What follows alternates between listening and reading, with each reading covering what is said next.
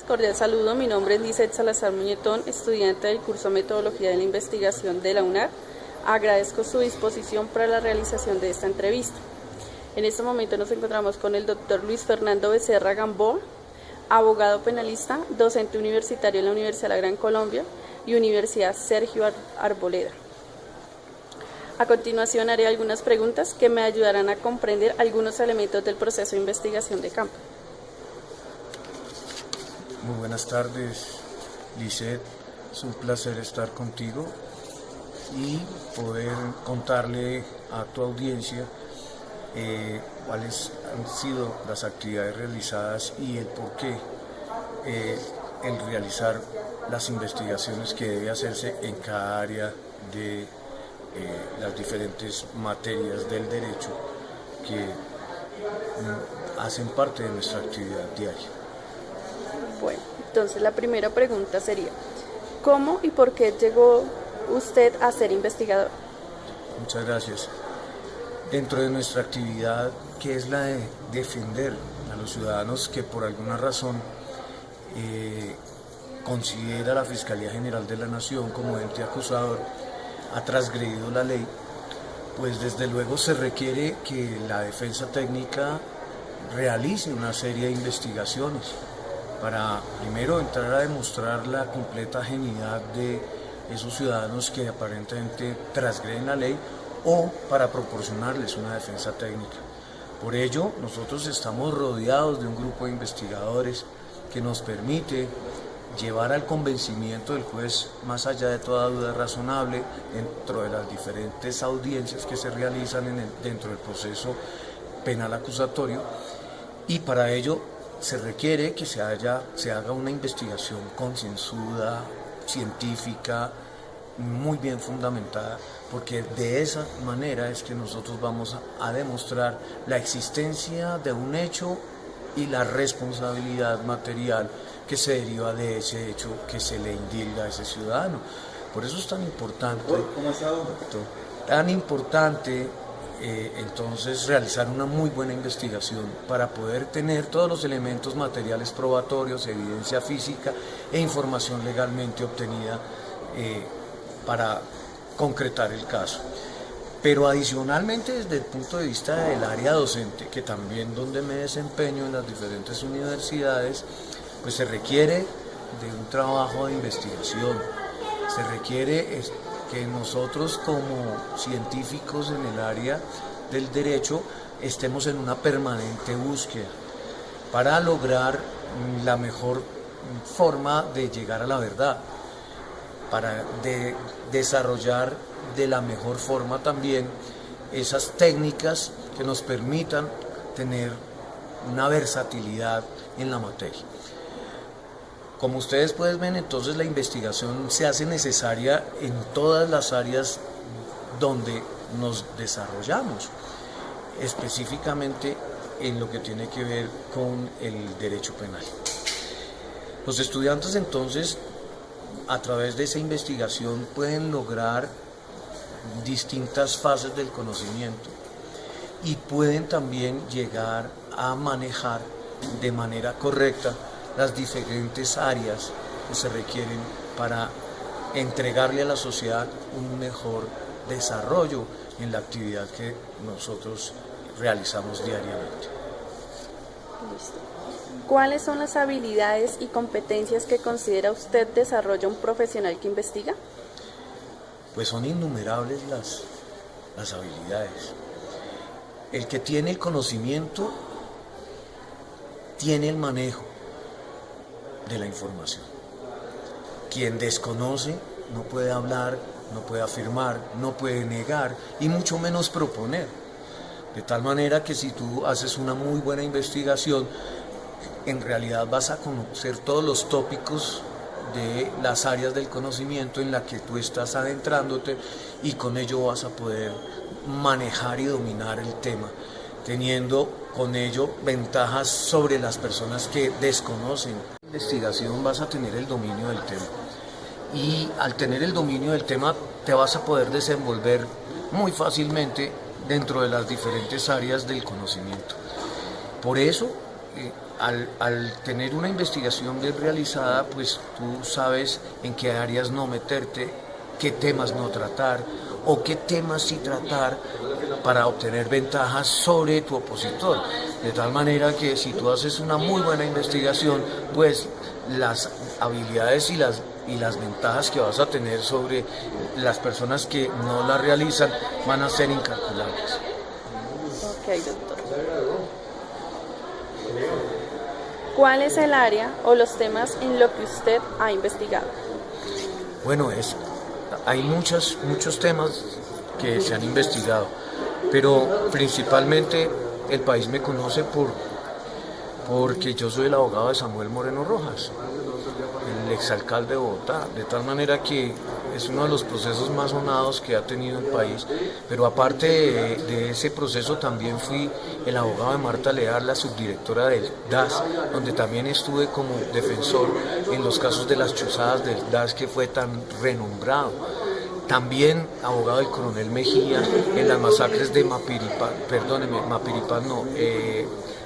Valledupar y La Popa, que también fueron un caso bastante sonado. También intervine en el caso del general Uzcategui en la masacre de Mapiripán.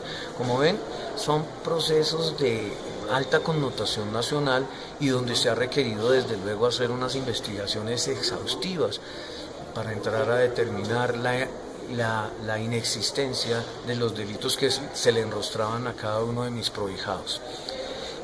Para no ir más lejos, en el caso de Samuel Moreno, al alcalde de Bogotá se le enrostraron varios delitos, entre esos celebración indebida de contratos y cohecho por dar u ofrecer, y finalmente lo terminaron condenando por promesa de recibir, porque los dineros nunca se encontraron. Inclusive el FBI en este momento sigue investigando los dineros provenientes de la familia Moreno y llevan 5 años y no han podido encontrar un solo peso, un solo dólar en el sistema financiero de los Estados Unidos ni en los llamados paraísos fiscales. Con base en ese desarrollo y para poder afrontar esa clase de procesos, pero especialmente el que menciono, el del doctor Samuel Moreno Rojas, pues yo cuento con un cuerpo de investigadores en el área financiera, en el área topográfica, de planimetría, manejamos todo lo que es criminalística, manejamos también todo lo que son entrevistas forenses y hacemos una línea de investigación que nos permita llevarle al juez al convencimiento que los hechos no existieron, de tal manera que son incalculables las áreas donde he tenido que participar en temas de investigación. Un programa metodológico sería imposible desarrollar una buena investigación. Muchas gracias. ¿Qué diseños de investigación ha utilizado? ¿Qué criterios tuvo en cuenta para su selección? Muy bien, una vez que nosotros tenemos el caso, nos llega a la oficina el caso, entonces el abogado que tome el caso tiene que hacer una teoría del caso. ¿Qué es una teoría del caso? La teoría del caso es aquella que realiza el profesional del derecho y es la que le va a llevar al juez de la República en el momento del juicio. Con base en esa teoría del caso, por ejemplo, te voy a dar un ejemplo claro. Estamos frente a un homicidio y ese homicidio se comete porque entraron a tu casa y a las horas de la madrugada y trataron de hurtarse unas cosas de tu casa. Entonces fíjate que el hecho es el homicidio como tal, pero a ti la ley te ampara frente a esa agresión injusta, inminente y que se hace clandestinamente sobre las horas de la madrugada y te permite entonces reaccionar frente a esa agresión injusta, en una agresión que debe ser proporcional a ese ataque injusto. Es decir, que si el asaltante entra con un revólver a tu casa, pues tú podrías también defenderte o con un cuchillo o con un arma similar, ¿cierto? para repeler el ataque. Si tú repeles el ataque, ahí no hay delito.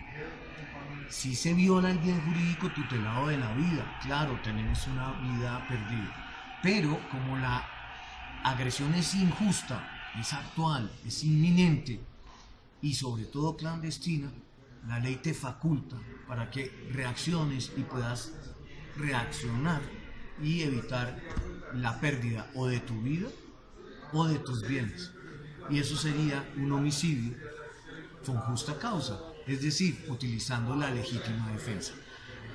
Para ese criterio nosotros entonces tenemos que elaborar desde el inicio cuál va a ser la teoría del caso que vamos a llevar ante el juez y por allí encaminar la investigación. ¿Qué tenemos que encontrar? Primero, que hubo en realidad ese ingreso a la habitación ajena en las horas de la noche con unas personas que lo que querían era apoderarse del patrimonio económico de las personas que residían allí, y para ello nosotros tenemos que documentárselo al juez. No es solo ir a decir aquí pasó esto, no, tenemos que documentarlo. Entonces, si encontramos videos del ingreso, si encontramos sangre, si encontramos evidencia, elementos materiales probatorios, ¿sí?, o información legalmente obtenida, la recogemos a través de la investigación y luego se la presentamos al juez para demostrar nuestra teoría del caso.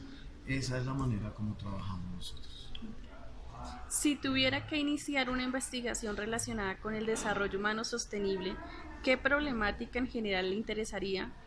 ¿Qué enfoque, tipo de diseño y técnicas de recolección de información cree podría utilizar en este caso?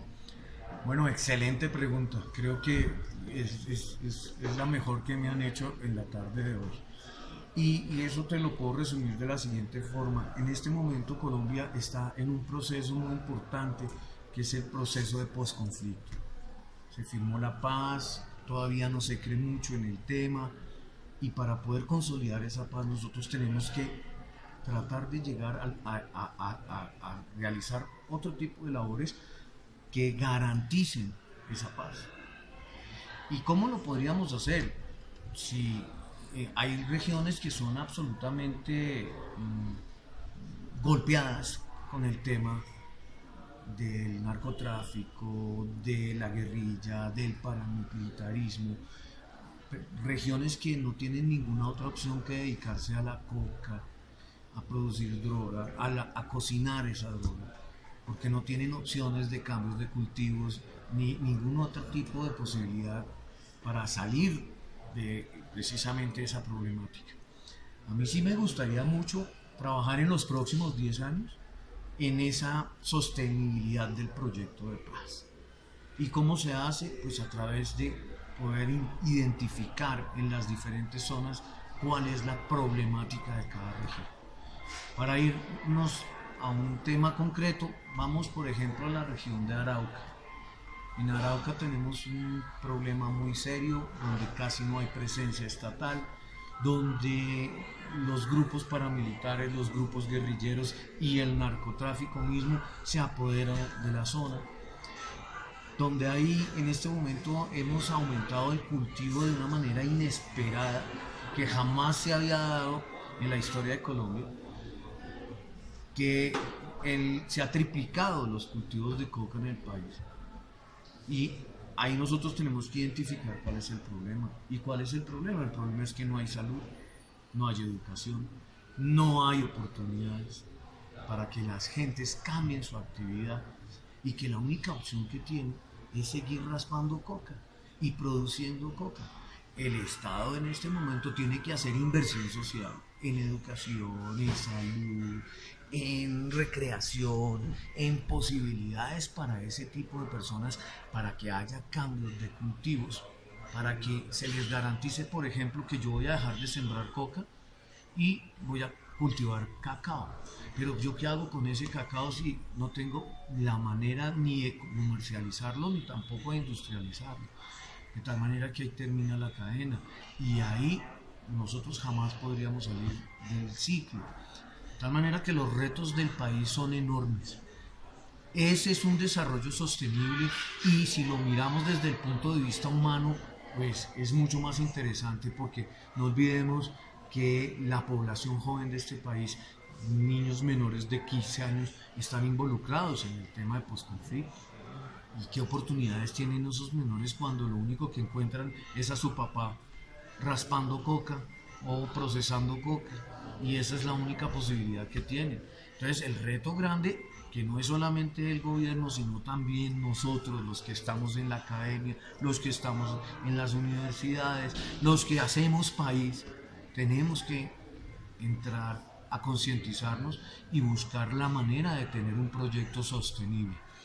En ese orden de ideas, todos esos desplazados del conflicto, todos esos niños guerrilleros que no pidieron la guerra, tienen unas posibilidades y tienen unos derechos a salir de ese ciclo nefasto que lleva el país desde hace 60 años. De tal manera que si hay un desarrollo sostenible, si hay que hacer investigación, tenemos una obligación social con nuestros semejantes. No es solamente saber que estamos aquí en Bogotá, tú y yo estamos aquí sentados en la universidad, aquí no pasa nada. ¿Qué está pasando en Arauca? ¿Qué está pasando en Gaviare? ¿Qué está pasando en la zona de frontera hoy en Venezuela? Ese es un problema que nos afecta a todos y nosotros tenemos esa responsabilidad social. De tal manera que hay que hacer investigación y tenemos que hacer investigación para saber cuáles son los puntos álgidos donde tiene que el Estado realmente que entrar a participar y entrar a dar la mano y hacer proyectos con sostenibilidad que permitan ese precisamente desarrollo de postconflicto. De resto, nosotros jamás vamos a tener paz, porque la paz se logra solamente con justicia social. Y en la gran mayoría de las regiones del país no hay justicia social. Y si no hay justicia social, es imposible que nosotros podamos pedir paz. Muchas gracias, doctor. ¿Usted conoce experiencias relacionadas con el desarrollo humano sostenible en su localidad o región? ¿Me podría describir cada una de ellas? Desde luego que sí. Conozco varias y he tenido la fortuna de participar en varios desarrollos. Si usted hace remembranza, hace muy poco hubo una toma de lo que llamaban el Bronx. El Bronx era, digamos que algo parecido al infierno. Allá tenían casas de pique, tenían prostitución de menores, tenían droga, tenían venta de armas, alquiler de armas. Si alguien necesitaba hacer un atraco, sencillamente iba al Bronx, pedía un contacto para que le alquilaran un revólver para poder salir a atracar y luego devolvían su revólver y se iban con el producto de hurto. Era un foco donde ninguna autoridad intervenía. Nadie era capaz de meterse al Bronx. Sin embargo, se hizo esa intervención, se pudo acabar con el Bronx. Tenemos otros problemas en este momento con ese desarrollo sostenible porque todo ese foco de microtráfico se fue hacia el barrio San Bernardo, se fue hacia el barrio 7 de agosto, empezaron a disgregarse por toda la ciudad, pero por lo menos el tema del Bronx se acabó, ya no tenemos casas de pique en la capital de Colombia, porque se pensaba que solamente existían en Buenaventura, o en Armenia, o en Pereira, o en Cali. No, la teníamos acá, a pocas cuadras, mi querida Lisette. Estábamos a unas 7, 8 cuadras del Bronx, donde hay de todo, se conseguían hasta bazucas, bombas antitanque, porque los controles los tenían precisamente los Saiyajines, que eran los que manejaban todo el tema del microtráfico, la prostitución infantil y todo lo que tenía que ver. No se nos olvide que donde hay focos de droga, donde hay microtráfico, hay de todo. Digamos que es la denigración de cualquier sociedad, la negación de los respetos ciudadanos y la dignidad humana. Entonces, frente a eso, les pongo ese ejemplo para que veamos cómo sí nos tocan cosas muy cercanamente y que nosotros no podemos ser apáticos a una problemática social que también en algún momento nos puede tocar. No se nos olvide que tenemos hermanos, tenemos hijos, tenemos padres y que en algún momento alguno de ellos puede caer en en esa desgracia enorme que es la droga. Y eso, pues, nos toca a nosotros. De tal manera que ese es un ejemplo claro de un proyecto de sostenibilidad humana, porque los indigentes, que es un tema gravísimo del país, se tratan como animales, viven como animales. La dignidad humana está en la mínima expresión con esos ciudadanos. Ellos no pidieron vivir así.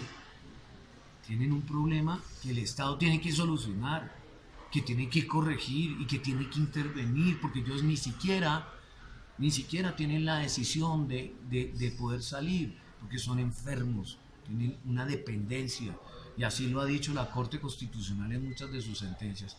Hay una absolutamente desafortunada que dice que ellos tienen la capacidad de decidir estar ahí o no. Yo estoy en completo desacuerdo, porque una persona que está enferma y que no puede razonar, no puede decidir por sí misma. De tal manera que el Estado tiene una responsabilidad y lo razonable sería darle un tratamiento a ese ciudadano y después de darle el tratamiento y que él pueda sentirse de otra manera, verse de otra manera, ahí sí puede elegir qué quiere hacer. Ahí sí podría, pero mientras esté consumiendo droga, mientras que esté consumido en su enfermedad, nosotros no podemos decir que ellos tienen libertad para decidir. Muchas gracias por su participación. Ha sido de utilidad sus conocimientos y experiencia para mi proceso de aprendizaje al interior del curso. Muchas gracias, doctor. Con mucho gusto, Lisette. Espero que no sea esta la última vez. Me gustó colaborarte. Un abrazo para todos los oyentes. Gracias.